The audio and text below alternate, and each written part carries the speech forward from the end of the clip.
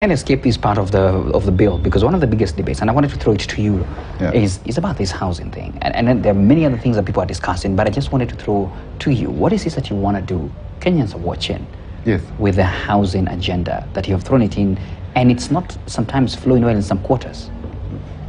But that's a good thing that has ever happened to this country. I think, Tell us. First of all, it must be clear to Kenyans that this is not a tax. This is a saving plan. What the government or the president is trying to do is want to inculcate the culture of saving. Okay. So what we are doing basically is institutionalizing savings. Okay. Because our national saving rate right now is averaging 10%.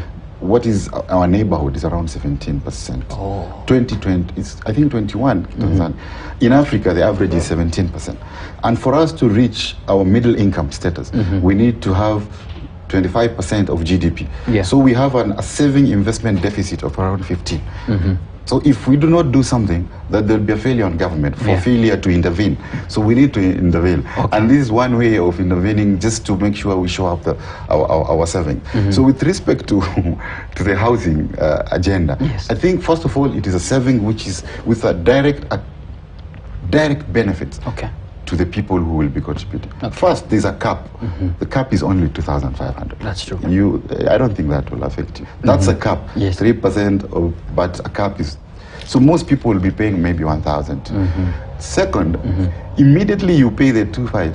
The employers pay 2,500. So that is an investment which has double up in the first month. Isn't that beneficial? 50%, man. 100%. 100%, by the way. Which investment can give you such a return? That's true. That is the 3. You are saying your money in the next 7 years, you can either get a house or it will be returned to you with returns, because the money will be invested. But in the meantime, it is helping the government to do other things. So it saves for you. You will get your money in 7 years, which is increased. With a return of maybe, it depends with the market return. So what do you think is the problem with that? You don't feel like... Well, I think there's need for more information. Let Kenyans get to know that this is what the benefits of it. And that's why you have spoken right now, and they can But are you seeing the benefits? No, it's clear. 100%, first of all, your money has doubled. I'll get my money, whether I get the house or not, I'll get my money. You'll get your money back if you want it, with interest. That's a good investment. Because this is the government of the people, by the people, for the people. You should be asking you should not be asking every time what the government is doing for you. What are you doing for this government? You and I know that I think we can clearly see the benefits. It's up to Kenyans to choose on this, and I hope really with your convincing, they'll take it up. But there's a piece, the Department of Housing, which will expand more on this. We will look for them. Yes. Finally, you just came from the Capital Markets Authority, and that family misses you. Is it? What's in the intro? Anything for them? What's the message for them? Okay, let me link it to the housing agenda. Yes. In the capital market space, in the capital market, there are some capital market instruments. And one of the capital market instruments is real estate investment trust. So we can use, and that there's been no uptake of that capital market instrument. The private sector or private investment can use that to complement what the government is doing in the housing agenda. Because I'm seeing where private sector, where the developer will have an SPV, maybe with county or the national government, and then once they have built their houses, during the construction period, they register the people who are interested, the hustlers, in this affordable housing. So once they are done, they can issue a REIT, so that the pension people who have long-term money, they can get in, they become REIT holders to that REIT, and then these hustlers can rent to own in the next 30 years. So you can see how it flows. The private sector, they do a joint venture with the county government or the national government, they build the affordable house. You know, the affordable housing, if you build, you have 40% discount.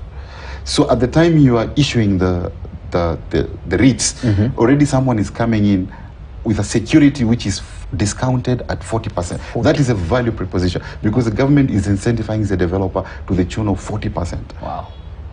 So if that house is sold at the market, it's around, if it's to the hustlers is 3 million, to the market is 6 million. So if even the hustler defaults, you can sell to the market at 6 million and get something. You get. Absolutely. So I think capital markets needs to play in this space by that instrument. And the pension schemes, they have 15 eligible asset classes which they can invest in. But most of the pension and the pension schemes are putting their money in treasury bonds. Yeah, where they are seeing there is 14%, they are not thinking. Their portfolio managers are always in that space. You need to think on how you're going to manage your portfolio, and you know, they are not thinking, they just pull the money, put it in the bonds. And how to blend with the government of the day. Yes, you need to blend, and you see all those eligible investment classes. And there is one which is REIT. If you look at what pensions are doing, they're just putting like 0.01 of the pension money. So they can just reduce what they're putting in government bonds, put it in this asset class, which will help the government in its and the population is growing, so we need housing. Yes. Okay. Growing and rapidly urbanizing. Yes. Thank you so much for your time. Thank you very much. That's Abubakar, Hassan Abubakar, and he's speaking as it is and telling us, listen, guys, give them just a little bit more time. You will see. I leave you right now with the markets.